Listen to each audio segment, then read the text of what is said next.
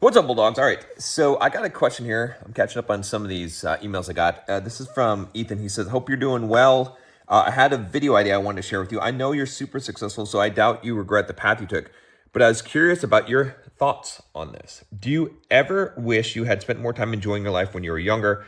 I saw your video where you talked about working 12 to 14 hours a day for a few years, and it got me thinking, was it worth it? Or do you think you could have taken a slightly slower pace, like 8-hour workdays, and still achieved success while enjoying your youth a bit more? Thought it could make a really interesting video that a lot of people would relate to. Thanks for your time." So this is interesting. I haven't pre-thought about this. I mean, I've considered this at different times in life, but it's always different when you come back and visit this. So do I wish I had spent more time enjoying life when I was younger, not doing the 12 to 14 hours and maybe doing a slower pace, what I've gotten here? Um, no, I don't. And I'll tell you why. So the big reason why is because it's not bad. It's not bad. When I think back and I think back on sort of the good old days, it's when I was like hustling so hard and just like coming up, when I was putting in that work every day, it's not like that's like all the good old days, but there's a lot of that. Like I wouldn't want to, part of the reason why I'm able to enjoy the success I have now, right, or feel good about it is because I worked hard to get there, right? I don't think that you can ever substitute for working hard. And the other thing about this too is it's like what I regret, what I would have done differently is I would have focused on one thing and just one thing. I mean, if I just focused on one thing, it's like the Bruce Lee quote, right? I don't fear the man that's learned 1,000 punches. I fear the man that's learned one and done it 1,000 times, right? Like essentially, do you know how powerful I would be? Do you know how crazy good I would be?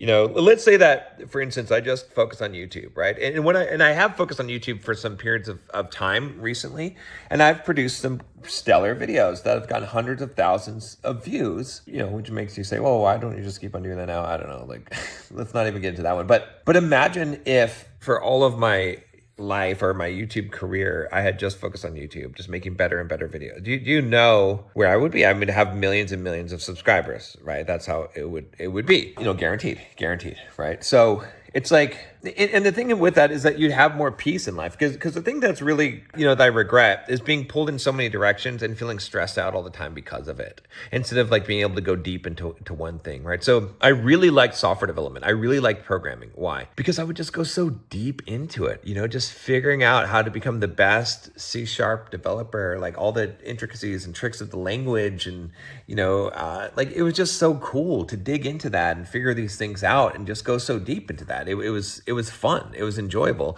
It was the thing that I could do and I was paid to do it, right? So I didn't have to do other things necessarily, right? And so it's just that, we get bored. We think we want to do all these other things. And then you get into a place where you're trapped. Like I'm sort of trapped now with a bunch of different things that I'm maintaining. And yeah, I could quit some of these things for sure. But it's almost like, what's the point? Because there's still going to be so much, right? Because I have to maintain these things that I've built. I don't want to just throw them all away, right? So do I wish that I would have slowed down, not done as much? Let me see exactly what the question was, right? Do you wish you spent more time enjoying your life when you're younger? You can't really do that though.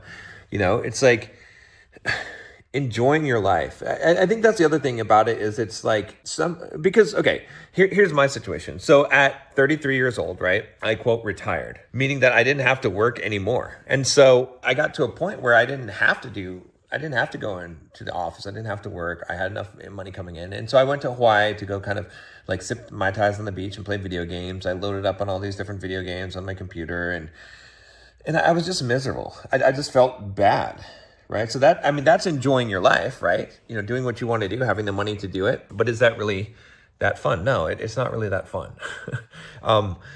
It's a waste. It's not like, but what's important is in the moment, right? So how are you living now, right? So I can be working hard and I can have the right mindset, the pronoia mindset, which now that I have this camera, it's still hard to twist your wrist.